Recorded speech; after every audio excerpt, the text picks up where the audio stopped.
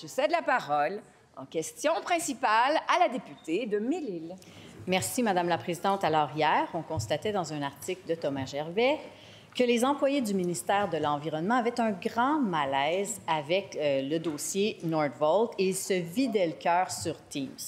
Alors, je cite leur conversation. « On essaie à tout prix de rendre le projet acceptable alors qu'il ne l'est pas. Il faut aussi faire comme si on ne savait pas une information qu'on sait.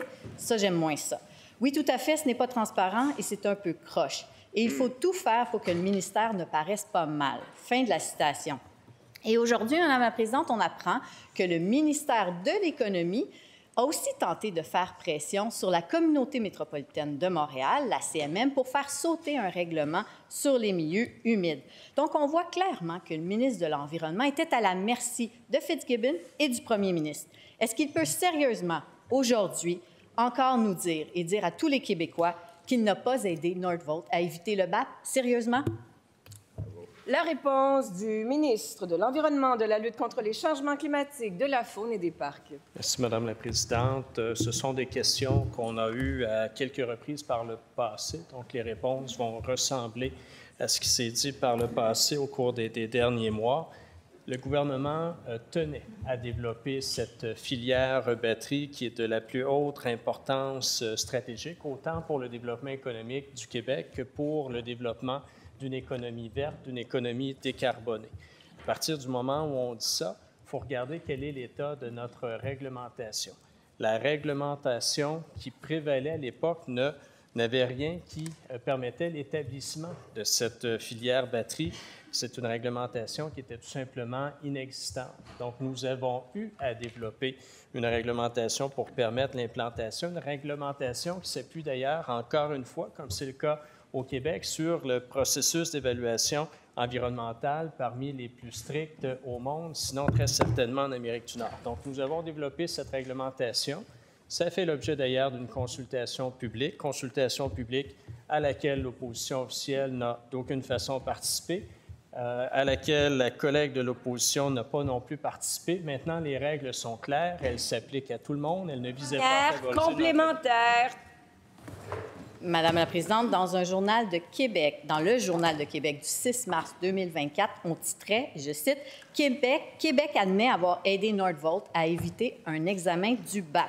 Ça, c'était basé sur les propos du ministre qui disait clairement que s'il y avait eu un BAP, il n'y aurait pas eu Nordvolt, il serait allé ailleurs. Puis lui, il y tenait vraiment beaucoup à ce projet à tout prix.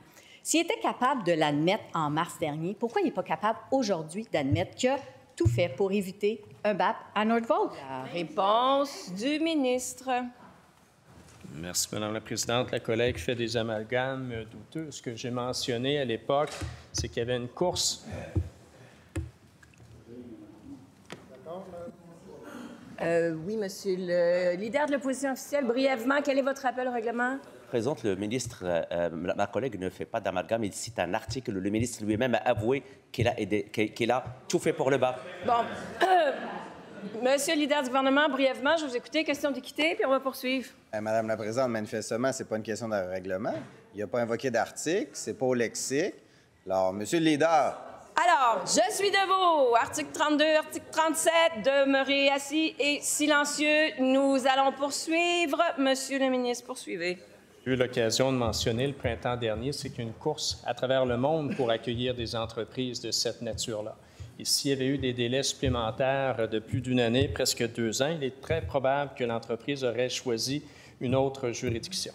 Je n'ai jamais dit, par contre, qu'on avait établi notre réglementation pour favoriser l'établissement de Nordvolt et éviter un BAP, et ça d'aucune façon. Donc, la réglementation, elle s'applique à tout le monde, elle s'applique à la filière batterie, et depuis, plusieurs autres entreprises ont fait du Québec une destination de choix pour s'établir et nous aider à décarboner l'économie. Deuxième, complémentaire.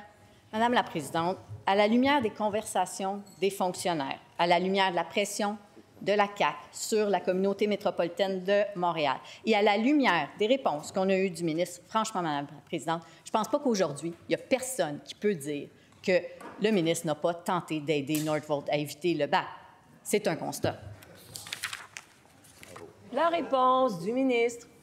Ce que je constate, c'est que l'opposition officielle tente de façon très ouverte, jour après jour, à miner l'établissement de cette filière batterie. Si le Parti libéral ne veut pas de cette filière-là, si le Parti libéral ne juge pas qu'elle est pertinente au développement économique non seulement du Québec, mais des régions du Québec, si le Parti libéral ne juge pas que la filière batterie est fondamentale pour atteindre nos cibles de gaz à effet de serre, c'est sa décision.